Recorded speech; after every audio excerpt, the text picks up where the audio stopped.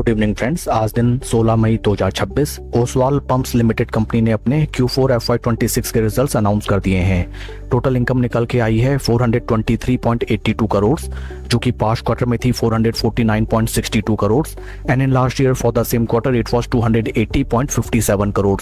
Total income figures में हमें quarter on quarter 5.73% का डेंट, जबकि वाई ऑन वाई बेसिस 51.05% की ग्रोथ नजर आई है। टोटल एक्सपेंसेस निकल के आए हैं 348.72 करोड़, जो कि पास्ट क्वार्टर में था 354.29 crore and in last year for the same quarter it was 215.80 crore. Total expenses figures में क्वार्टर ऑन क्वार्टर 1.57% का डिक्लाइन, जबकि वाई ऑन वाई बेसिस 61.6% की इंक्रीमेंट टोटल एक्सपेंसेस फिगर्स में नजर आई है। पैट निकल के आया है 62.26 करोड़ फॉर द क्वार्टर, जो कि पास्ट क्वार्टर में था 69.43 crore and in last year for the same quarter it was 48.31 crore. PAT figures में हमें क्वार्टर ऑन क्वार्टर 10.32% का डिक्लाइन, जबकि वाई ऑन वाई बेसिस 28.86% की इंक्रीमेंट पैट फिगर्स में नजर आई है। ईपीएस फिगर्स की तरफ अगर हम चलें, ईपीएस फॉर द क्वार्टर निकल के आया है 5 रुपये 62 पैसा, जो कि पास्ट क्वार्टर में था 6 रुपये 25 पैसा and in last year for the same quarter it was 4 रुपये 86 पैसे। ओवरऑल अगर हम कंपनी के Q4 रिजल्ट्स को देखें, कंपनी के top line sales and revenue figures में sequential quarter on quarter basis हमें डेंट नजर आया है। That is not much appreciable thing. Along with that PAT figures में भी हमें अच्छा खासा डिग्रोथ देखने के लिए मिला है।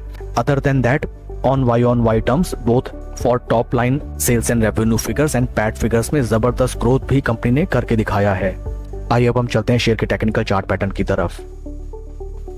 This is daily time frame, जहाँ पे वंस अगेन हमें आईपीओ लिस्टिंग की कालाबाजारी देखने के लिए मिली एंड आप यकीन फ्रेंड्स करें या ना करें, most of the shares around 80 to 90% newly listed IPO stocks में अगर आप देखें, सेम यही चार्ट पैटर्न हमें देखने के लिए मिलता है। स्टॉक को लिस्ट कराया जाता है, उसके बाद स्लो स्टडी 3 लाख की शेयर में रैली आती है, देन ऊपरी स्तरों में टोटल पंप एंड डंप हमें नजर आता है। And interesting thing to note down is that stock in between एक बार भी अपने 20 डे मूविंग एवरेजेस के ऊपर सरपास करके कॉन्फिडेंटली ट्रेड नहीं कर सका।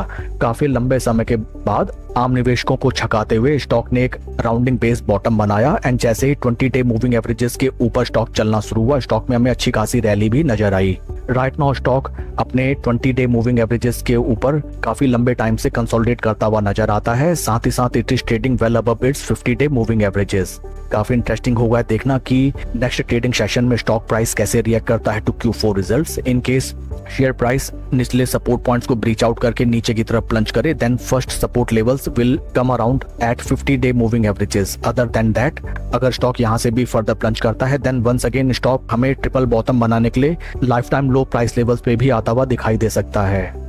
इसके विपरीत अगर स्टॉक अपने 20 डे मूविंग एवरेजेस को ब्रीच आउट होने से प्रोटेक्ट कर लेता है एंड ऊपरी रेजिस्टेंस पॉइंट्स की तरफ ब्रेकआउट देता है, देन इस स्टॉक में first target levels of 200 day moving averages भी हमें छोटी अवधि में नजर आ सकते हैं। That's all for the video friends. Please like and subscribe my channel. Thank you.